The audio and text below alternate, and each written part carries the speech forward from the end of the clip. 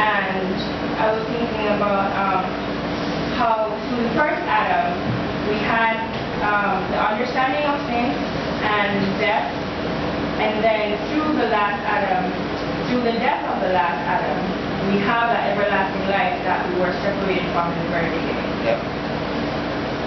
Excellent. Yeah, that's right on.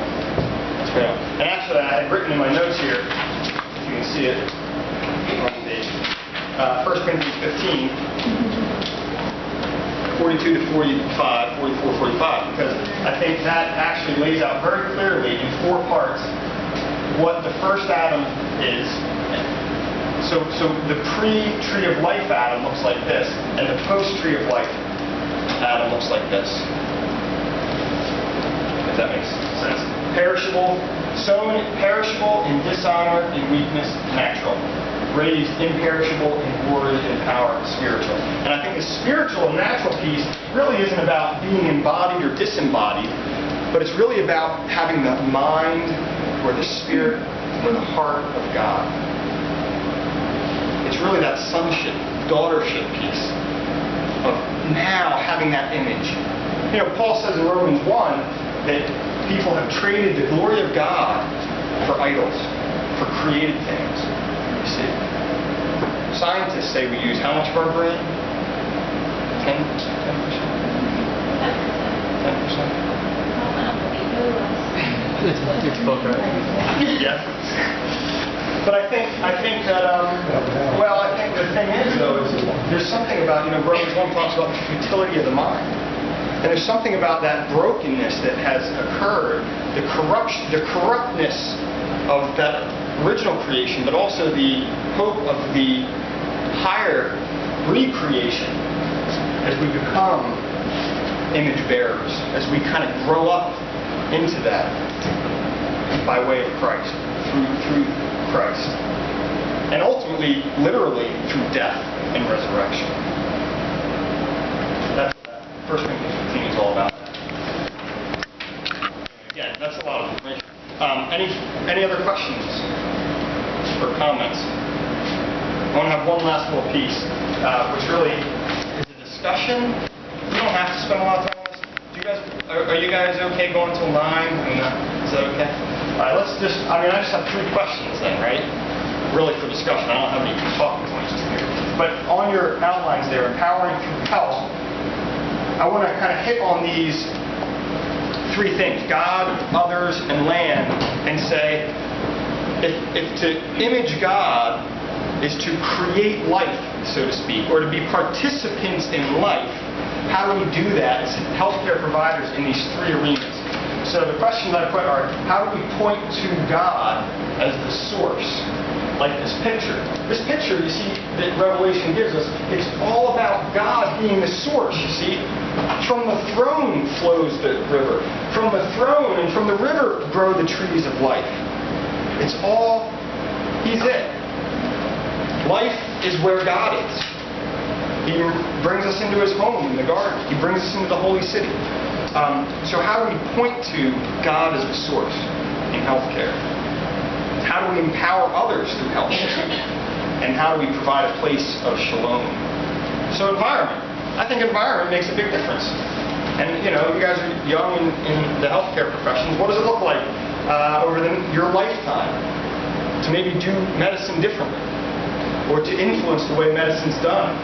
Where it's not like herding cattle, right? But where there's a wholeness and medicine is more integrated. It's been so segregated into specialties, and I suspect somewhere, at some point soon, people are going to start realizing, no, we got to reintegrate some of this. Right? This segregation of the specialties is great because you can go deep and understand something well. But at some point, that information has to get communicated back to the broader community and worked out in that broader medical community, right?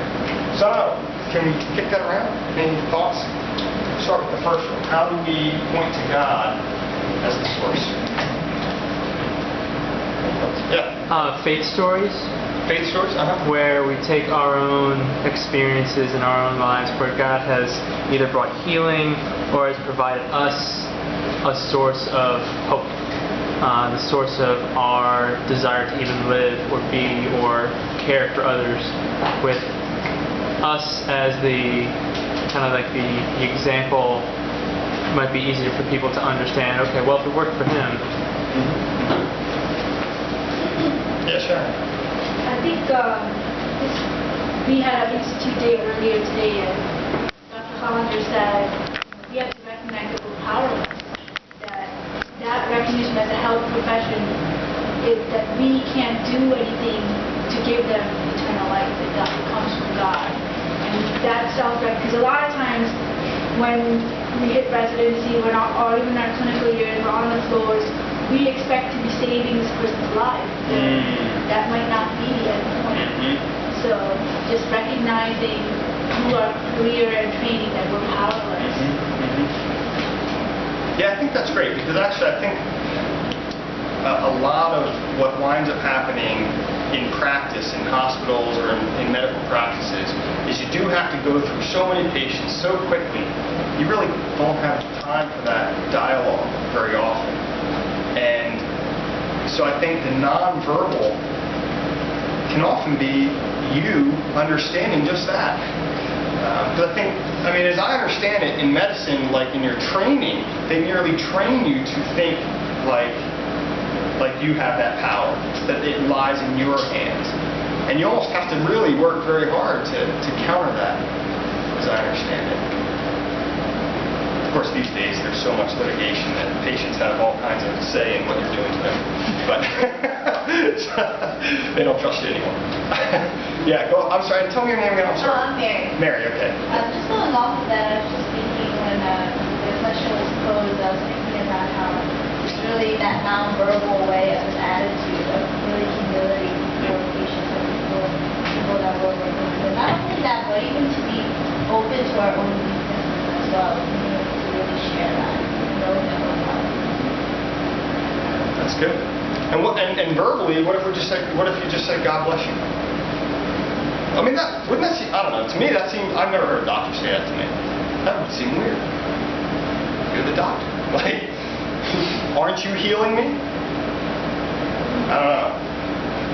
That's just a thought. Yeah, Kelsey. I think just acknowledging that it's God who's keeping people alive every day and not necessarily medicine or anything, but just even something as simple as saying, like, you know, I'm thankful that God gave you life today or whatever. A lot of people, especially in the neighborhoods we're going, they're just thankful that they woke up the next day. And I mean, should we all be? Because otherwise we'd be dead. And you know, we talked about God as the source, right? God gave materials in which to do medicine. You know, He gave work as something to delight in because you're being like God. Yeah. Also, just in terms of like mental and emotional health, that's like a huge part of medicine. I think it really determines people's physical health as well. And I think your relationship with God is almost like an antidepressant. I think that if you have a strong enough relationship with God, it does prevent you from being lonely and sad, and could provide you with healthy physical health. Yeah, actually, there's statistics, and if you do the saline solutions, Brian, I know, teaches saline solutions. It's this evangelism tool, but actually, there's a lot of other things that are very helpful about it. But they talk about, or at least the guy who taught Brian talks about how there's studies done that show people are part of a faith community. Now, it's not just Christianity; it actually works. The studies are the same for across faith communities. But if somebody's part of a faith community, they actually heal better by some large margin, you know, percentage, 20% better. I don't know what it was. Yeah, other thoughts? Let's go to the next question.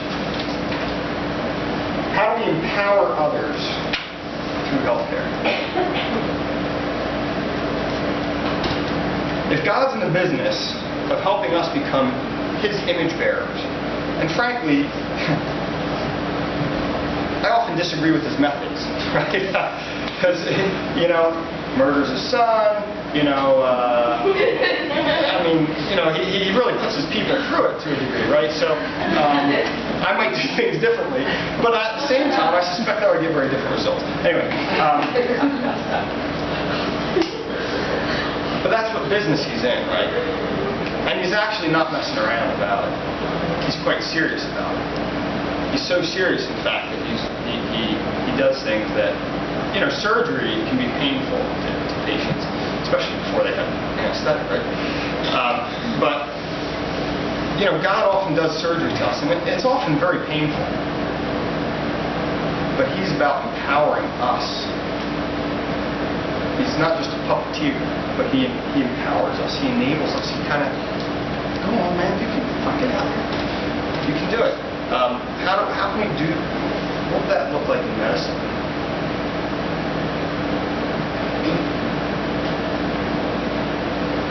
I feel like that's sort of what we're supposed to do in medicine, where you find out where the patient is, like where they're coming from, and you find out where they want to go, and you put alongside of that where you think would be good for them to go, and you help them navigate that. But it's really up to them. So its focus is really more on where they're willing to go. And you can empower them to do that. You can support them, encourage them to improve their health, physically, emotionally, mentally, and spiritually. But I think it's important to realize that it's sort of like motivational counseling, where you draw out of them really what is the best thing for them by guiding them along that. But this becomes, I think this is critical to the Christian life, because there's tsunamis, there's natural disaster, there's murder. I mean, I think we spend a lot of time in life trying to avoid death, trying to avoid the images of death that are all around us. And I think the gospel, and ultimately this narrative that we're going to learn more about, leads us into that. It calls us out of the secure garden into a really dangerous world. And even as Jesus came in the incarnation, we are too called to incarnate. And unless we really grapple with the reality of death, I think a lot of Christians are afraid to be honest about how prevalent, how overwhelming death can be. And it's faith, right? It's faith in the resurrection of Jesus that causes us to be able to face death. Because without that, it's too scary. It's too overwhelming. Death has the ultimate say. It has the final word until Christ. We'll talk more about that. So the tree of life is the goal. It's the essence of time. It's perfect harmony. God with his people in a place. And the tree of knowledge of good and evil, I think, is to cultivate the God image in us, to really bring us up to speed with what it is to overcome Satan and death, ultimately. To be real givers of life, to be real participants in life, in the creative act that is to image God. That was a lot of information. Any questions or comments? Yeah, sure. Yeah. So with that same sentence, there was another scripture that came to mind. The sentence being, "But you must not eat from the tree of knowledge of good and evil, for when you eat of it, you will surely die." The first scripture was Romans 6:23, "For the wages of sin is death." And in the second half, "But the gift of God is eternal life through Jesus Christ the Lord." So then I was thinking, so when I read it that first time,